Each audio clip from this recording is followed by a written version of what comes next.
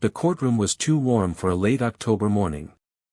The overhead lights cast a sterile glow on everything: her skin, pale from sleepless nights, her blouse, still faintly creased despite 3 attempts at ironing, and the silver bracelets she'd nearly forgotten to remove, now clinking softly as she gripped her chair. It all felt like a dream on loop, except this nightmare had a name: Camden versus Moreau. Delia Moreau sat at the defense table, legs crossed, back straight, as if posture could disguise fear. Her lawyer, Nathan Rook, was shuffling through papers beside her, but even his motions were quieter today, deliberate, restrained, like he didn't want to wake the storm circling above them. Around them sat the entire town. Layton Hollow wasn't the sort of place that kept secrets for long. People remembered your coffee order, your first heartbreak, and how you'd cried the day your cat died in middle school. So when the scandal broke, when those texts and emails leaked, implicating Delia in corporate sabotage, the town hadn't wasted time choosing sides. They believed Camden. Because he had money, reputation, a tech company, and a $1,000 smile that made it easy to forget the things whispered about him in college. Delia had a ruined cafe and a son who wouldn't return her calls. "Try not to fidget," Nathan whispered, not unkindly. "I'm not fidgeting," she muttered, even as her fingers picked at the hem of her skirt. Nathan didn't respond, just gave her the same calm side glance he always had. He was 5 years older, impossibly composed, with the kind of stillness that felt carved from marble. Once upon a time, she told him she liked his hands, not because they were strong, but because they were careful. He'd blushed then. That was before everything went to hell. Today, those hands were ink-smudged and calloused from late nights preparing her defense. "I didn't do this," Delia whispered, barely audible. Nathan nodded. "We'll prove that." She turned her head slightly toward the gallery. Familiar faces, friends once, now skeptics. Her old high school teacher, frowning behind round glasses. A woman she'd once baked scones with at the community fundraiser, now whispering behind cupped hands. Delia's breath caught. She'd walked into this room with truth. But it felt like walking into a lion's den with a paper shield. The judge, a graying woman with reading glasses perpetually halfway down her nose, adjusted her seat. "Court is now in session." The plaintiff's lawyer, Merton Griggs, stood up. Polished, with slick back hair and an oily tone that reminded Delia of lawyers in insurance commercials, he began the opening arguments. "Ladies and gentlemen, you'll hear today about betrayal. You'll hear about a business deal, once on the brink of greatness, that was poisoned by lies, malice, and manipulation. And at the center of that betrayal? Ms. Delia Moreau." He paced. "The defendant, in a calculated act of revenge, distributed fabricated information about my client, Mr. Camden, causing the company to lose vital investors. The evidence is overwhelming: metadata, server records, anonymous reports, and of course, the motive." He stopped in front of the jury. Heartbreak. Bitterness. Rejection. Delia's jaw clenched. She couldn't accept that the relationship was over, Griggs said smoothly. So she did what the scorned often do, she tried to destroy him. The words hit like a slap. Delia lowered her eyes, but she could feel every gaze in the courtroom press into her skin like heat. Nathan rose next. He didn't pace. He didn't shout. He simply stood, spine straight, and spoke in the low, measured tone Delia had come to associate with protection. "There's only one thing you need to remember today: my client did not fabricate data, did not distribute information, and did not sabotage anyone." He paused. In fact, she was the one being harassed. Merton scoffed, but Nathan ignored him. She turned down Mr. Camden's advances. That's all it took for her to become a threat. You'll see texts, selective ones. You'll hear about proof that magically surfaced only after Delia refused to take him back. But what you won't see is truth, because the truth isn't in those messages. It's in the timing. In the silence. In the way Mr. Camden's own employees suddenly changed their statements when threatened with lawsuits. Delia stared at Nathan. There was no rage in him, only a sharp, cold certainty. He knew what he was doing. She felt a flicker of hope, and it terrified her. The morning dragged on with witness testimonies. A former co-worker. A data analyst. An IT contractor whose credentials seemed questionable at best. None of them could conclusively link her to anything, but in the court of public opinion, the doubt was enough.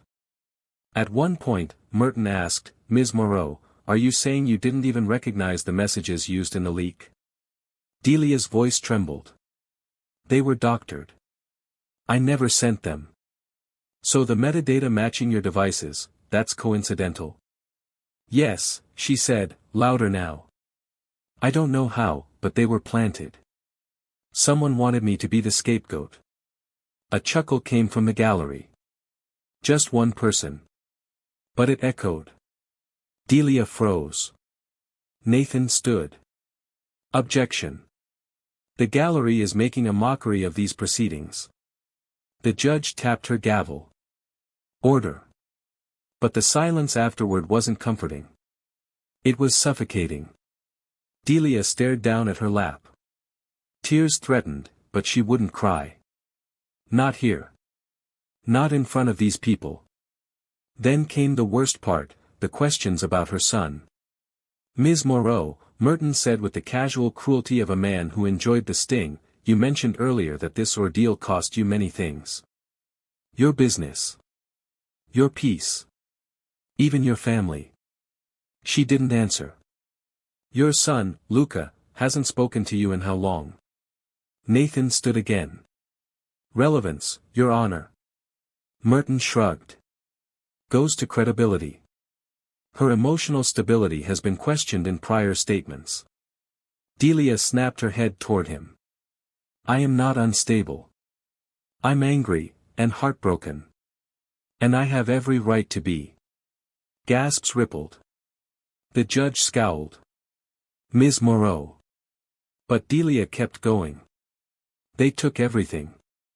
And when I tried to stand up for myself, they painted me as hysterical. As desperate.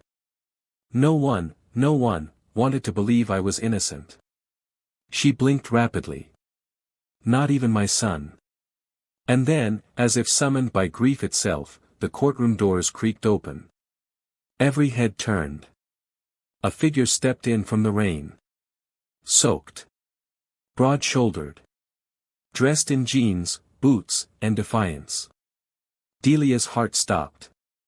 Luca. Older now. Hardened. The tattoos were new. The eyes, though, those were hers. Storm gray. And they found her across the room, locking onto hers like a lifeline. For one breathless second, time collapsed, and all she could see was the boy who used to fall asleep on her chest after nightmares. He broke the moment first, walking down the aisle with heavy steps and no hesitation. When he reached the front, he turned to the judge. "I want to testify," he said. Merton jumped up. "Your Honor, this is absurd." The judge raised a hand. "Mr. Moreau, you are not on the witness list." "I know," Luca said. "But I have relevant information. And it won't take long." Nathan leaned in. "This could backfire." "No," Delia said softly. "Let him speak." The judge eyed him. "You have 5 minutes. Keep it direct." Luca nodded and turned toward the crowd. "You all think she's a liar," he began. "You think she tried to ruin a man's life. But I was there when it started. I worked for Camden, he offered me an internship out of high school. Said he saw potential in me." His jaw clenched. What he saw was a tool. He asked questions about my mom. About their history. At first, I thought he cared. Then he told me she was unstable. Dangerous. That she was planning to hurt his company.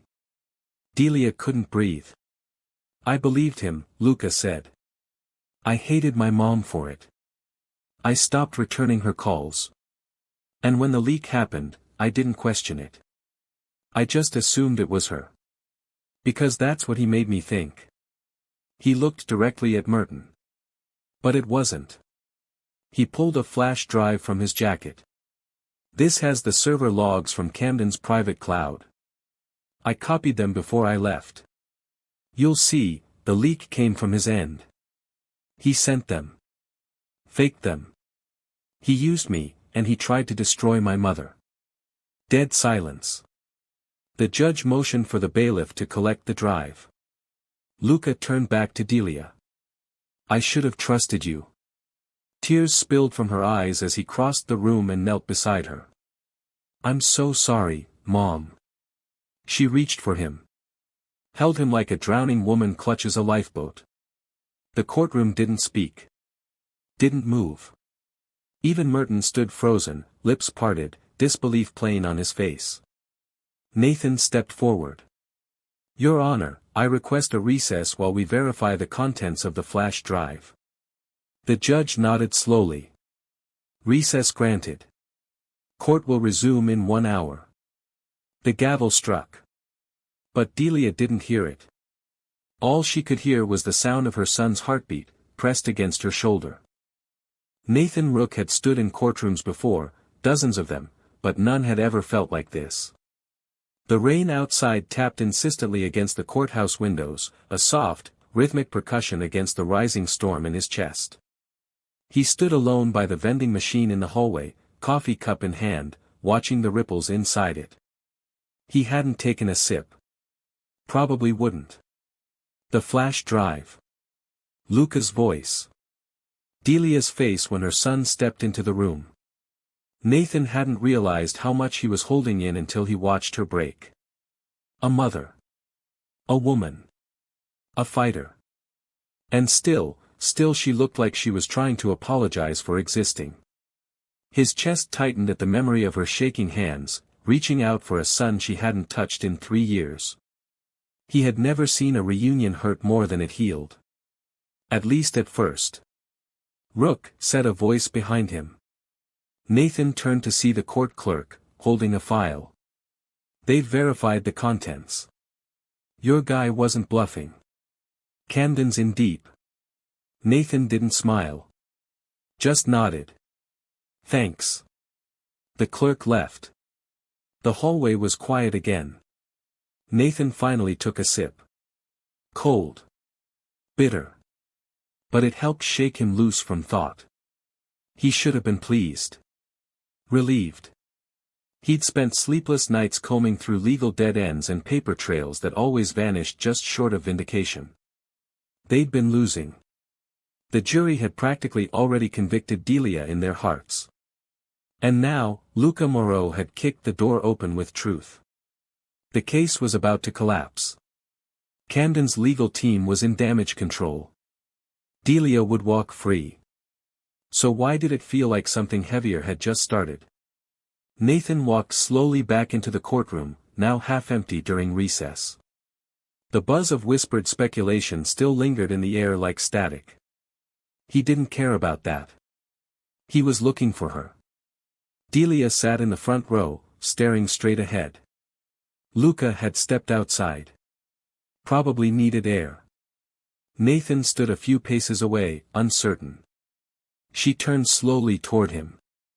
Her eyes were red, but not from fresh tears. From exhaustion. He walked over. Sat beside her. The bench creaked, just a little. You okay? He asked gently. No, she whispered. But. I think I will be. He nodded, unsure what to say. The silence between them wasn't awkward, it had never been awkward, not even in the early days when he'd first taken her case, not even when she'd stared across his desk with suspicion thick as molasses. It was a different kind of silence. One that held all the words they didn't yet know how to speak. He's here, she said quietly, and he believes me. I didn't think that would ever happen. He never stopped loving you, Nathan said. She turned. You don't know that. I do, he replied, voice firm. You can't fake what I saw in his eyes. Delia lowered her gaze. Her hands were folded tightly in her lap. He used to fall asleep beside me, holding my thumb. Even when he was 6, 7, he never wanted me to leave the room. And when he left, he didn't even say goodbye. Nathan remembered that year. The cafe windows boarded up. Delia stopped wearing earrings. Her hair always tied back. A shell of the woman he'd seen so often downtown, warm and laughing, flirting lightly as she handed him lavender tea and a lemon tart he pretended to buy for someone else. Now, for the first time, she looked less like a defendant and more like that woman again, softer at the edges, light catching the curve of her cheekbone. I should have fought harder to find him, she murmured. But I thought, maybe I didn't deserve to. Nathan hesitated. Then asked something he never had before. Why didn't you fight for me? Delia blinked. He wasn't sure why he said it, maybe it had been building for months. Maybe it was the quiet burn in his ribs every time she touched his hand during trial prep and then pulled away. She looked at him, really looked at him. You were my lawyer, she said. I didn't want to ruin that. And if I wasn't? Delia exhaled slowly. Then I would have kissed you the night you came to my door with those files and asked if I wanted to keep going. He remembered that night too well. They'd worked late at her dining table. There were wine glasses. Too many glances. A pause in the doorway that could have turned into something else. But he'd said goodnight. Because he was her lawyer. Because she was broken. Because he was, too. You still can, he said softly. She turned her head, lips parting slightly, not in shock, but in recognition. Like the moment had always been waiting. Her voice, when it came, was no louder than breath. You'd want me like this? With half the town calling me crazy, with my son barely speaking to me. I don't want a perfect woman, he interrupted. I want you. Delia blinked fast. Looked away. Then looked back. God, Nathan, if you keep talking like that, I'm going to fall in love with you. He leaned in a little. Maybe that's the point. She gave him a look, the kind that held too many years of fear and longing to be casual. Then shook her head and laughed once, short and nervous. They said nothing else for a while. When court resumed, the atmosphere had shifted. The jury was quiet, alert. Camden sat stone-faced, his attorney whispering frantically. The judge reviewed the flash drive. Confirmed its authenticity. Called a recess. Camden requested a settlement negotiation. The trial was over. It ended not with a bang, but with silence, stunned, awkward, relieved. But outside, when Delia stepped into the rain, Nathan followed. She didn't say anything. Just stood in the drizzle, hair curling at the edges, eyes wide and still trying to adjust. Luca stood at the curb, waiting for her. Nathan held back, gave them space. They talked. She touched his face. He hugged her. And then, Luca drove off, promising to visit again. Promising to stay. Delia turned back to Nathan. So, she said, rubbing her arms. Guess that's that. Not quite, he said. The cafe? She tilted her head. The insurance barely covered the repairs. We could fix it, he offered. Together. New name. New start. Her eyes narrowed in amusement. You really think I'm going to let you name my new business? I already have a name, he smirked. Oh, she said, arms crossing as she stepped closer. Do tell. He leaned in. Rain fell lightly around them. Second brew. Delia blinked. Then she laughed. For real this time. That's terrible, she said. You're smiling, he noted. She bit her lip, cheeks flushed.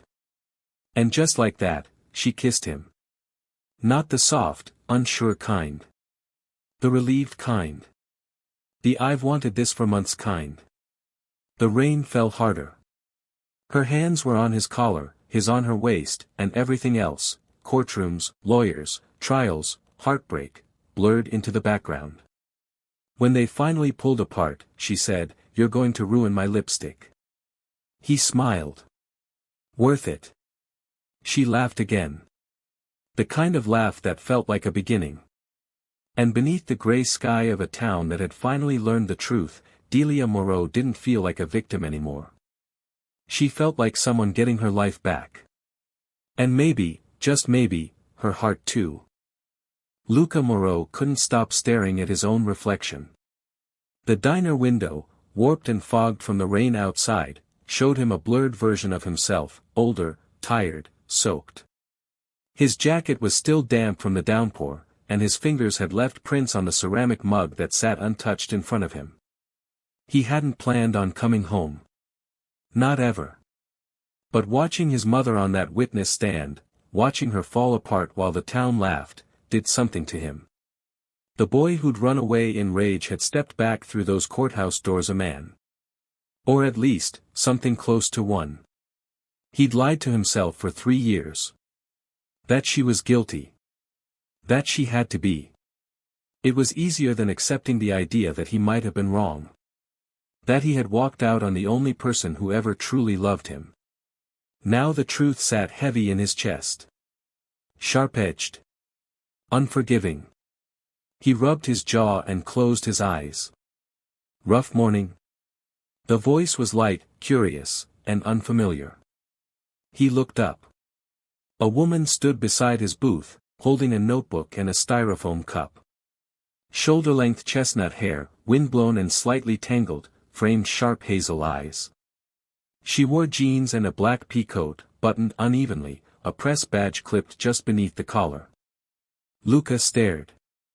"Do I know you?" "Freya Lorne," she said, sliding into the booth uninvited. "Freelance reporter. You made quite the scene yesterday." He sighed. "So you're here for a quote?" She raised an eyebrow. "I was here for the story. Didn't expect it to change mid-trial." He didn't respond. Just sipped his coffee and winced, still cold. "Mind if I ask what made you come back?" she said, flipping open her notebook. "You disappeared for 3 years. Then out of nowhere, you walk into court and burn the plaintiff's case to the ground. I'm not talking to the press. Not even the ones who might write something decent for once." He looked at her. She smiled, not in mockery, but with something quieter behind it. Curiosity, yes, but also something like respect. "I'm not here to smear your mother," she said. "God knows enough people already did that." Luca relaxed slightly. "Then why are you here?" Freya leaned back. "Because something about all of this never added up. I'm good at gut feelings." "And your mother?" "She didn't read guilty to me. Just, broken." He nodded, silent. "Also," Freya added, tapping her pen on the table, "I don't trust billionaires who suddenly become victims the second a woman says no." A slow, grim smile touched Luca's mouth. "Neither do I, anymore." She tilted her head. "So what changed?" Luca stared out the window for a long moment. "I found the emails," he said. "Camden forgot to revoke my server access after I left. I was curious, wanted to see if he was still talking shit about me. Instead, I found a folder labeled Insurance. Inside were logs. Fabricated messages. Timed releases. And her name all over them." Freya's expression darkened. "You knew immediately?" "I didn't want to. But yeah. I knew." "And the flash drive?" "I copied it, packed a bag, and drove 12 hours without stopping." "Just like that?" Luca laughed bitterly. "No. Not just like that. I sat on it for a week first. Stared at that folder every night. Told myself she didn't deserve saving. That she was probably still lying. That it wasn't my job to fix it. He paused. But in the end, I guess I couldn't live with myself if I didn't try. Freya closed her notebook. Sounds like a man trying to make things right. He glanced up at her. Sounds like someone late to the party.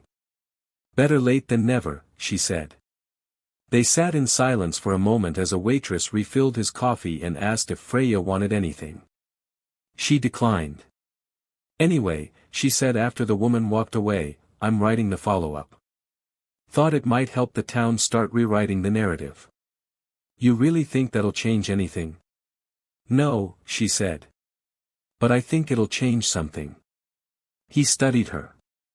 Freya had that strange energy journalists always seem to carry, equal parts feral and thoughtful. There was a light in her eyes that didn't go out, even when she was asking hard questions. But there was also gentleness. The kind that came from watching people fall apart too many times not to care anymore. He found himself asking, "Where are you from?" She blinked. "Cleveland." "Why?" "Just wondering why someone like you's wasting her time in Layton Hollow." Freya gave a soft laugh. "Maybe I was looking for a story." "Find one?" She nodded. "Maybe I found two." Their eyes locked. The silence stretched. Then she stood. "I should go. Deadline soon, and my editor's a cranky bastard." Luca nodded, standing too. She paused. "Want to grab a drink later?" Luca blinked. "Like, for an interview?" "No," Freya said, lips curving. "Like two people not trying to fix anything for a change." He stared at her for a long second. Then smiled. "Yeah," he said. "I'd like that." That night, they met at a quiet bar off the highway. Not the kind where locals drank or where small-town gossip thrived, just a place with decent music and bad lighting and the kind of anonymity Luca hadn't felt in years. They drank whiskey. Talked about music. Avoided the topic of mothers and trials and betrayal until they couldn't anymore. "I hated her," Luca admitted, staring at the glass in front of him. "I hated her for years. And all she did was survive." Freya was quiet. "I think I wanted someone to blame for the way my life was unraveling," he continued. So when Camden pointed the finger at her, it felt easy. "You were a kid," she said. "Kids make mistakes." "Yeah," he murmured. "But this one almost cost her everything." Freya leaned in slightly. "You didn't save her to be a hero. You saved her because you realized she didn't need one, she just needed her son back." Luca looked at her. For the first time in years, someone had said something that made the ache in his chest ease, even if just a little. "I think I've been waiting for someone to tell me that," he admitted. Freya smiled, soft and warm. "Then I'm glad I was the one." He reached across the table, slowly. Touched her hand. It was a small thing. But after 3 years of numbness, it felt like a beginning. Not a redemption. But a first page.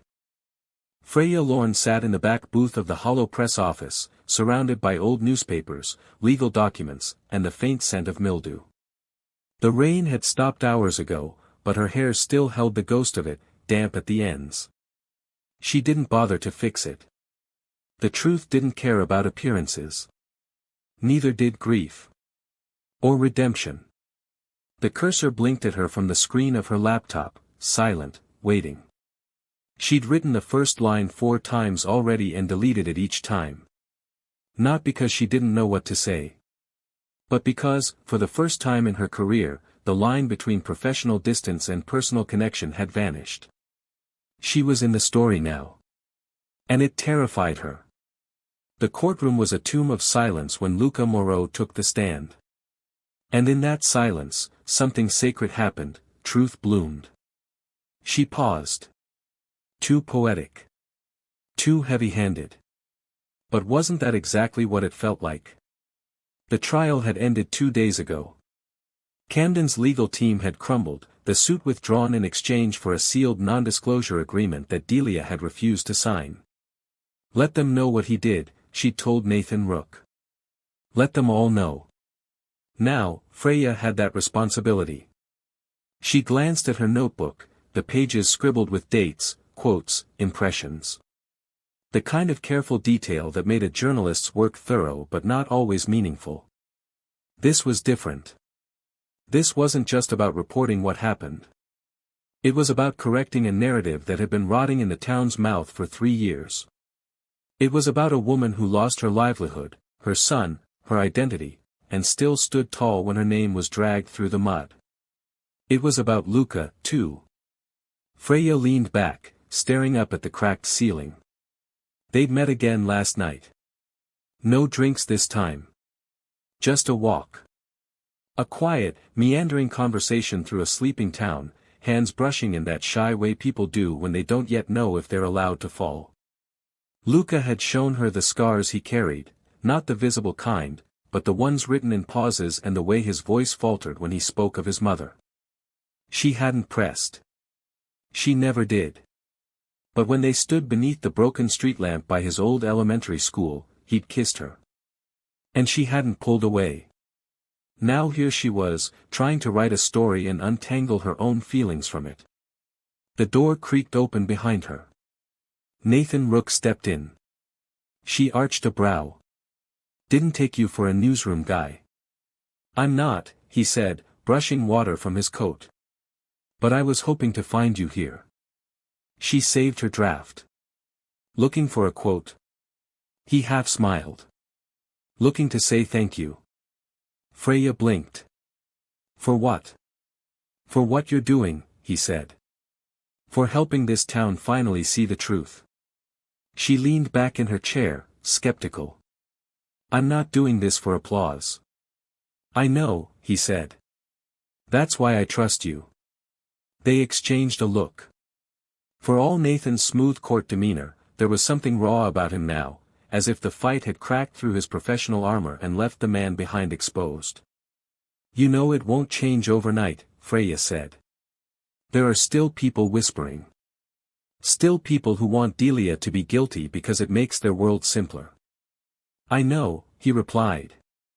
But if even one person reads what you write and sees her differently, that's a start. Freya nodded. Then I'll do it right. After he left, she sat in silence again, letting the weight of his words settle in her chest. The article published the next morning.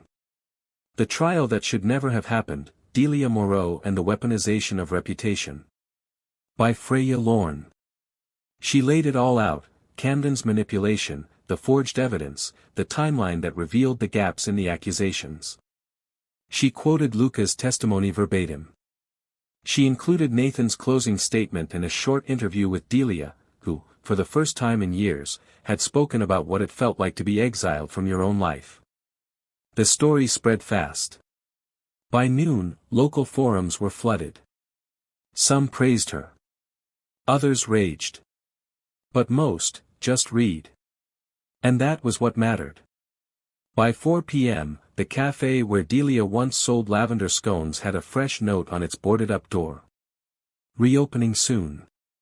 That evening, Freya sat on the steps of the town's old train station, sipping lukewarm coffee from a chipped mug.